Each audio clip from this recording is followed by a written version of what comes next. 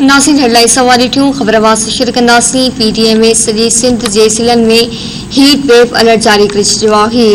PTM में सिंध में हाणोकी गर्मी जी लहर हिकु या वधीक हफ़्ते ताईं जारी रहंदी। दादू, सखर, कंबर, शिदातकोट, लाड़काणो, जैकबाबाद, घोटकी, शिकारपुर, खैरपुर ऐं नवाबशाह ज़िलनि में ॾींहं दौरान वधि में वधि गर्मी पद 47 खां 49 डिग्री सेंटीग्रेड ताईं रहण जो इम्कान आहे।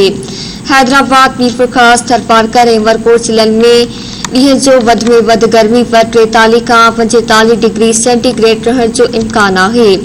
ठठे बदी ज़िलनि में ॾींहं जो वधि में वधि गर्मी पद 40 खां 42 डिग्री सेंटीग्रेड रहण जो इम्कान आहे।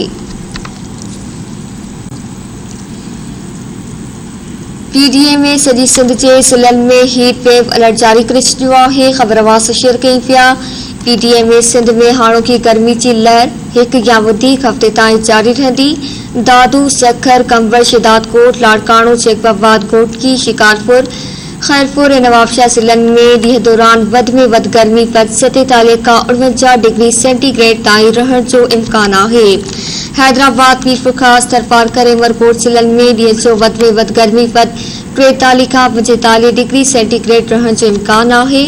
छठे बदी ज़िलनि में ॾींहं जो वधि में वधि गर्मी पद 40 खां 42 डिग्री सेंटीग्रेड रहण जो इम्कान आहे।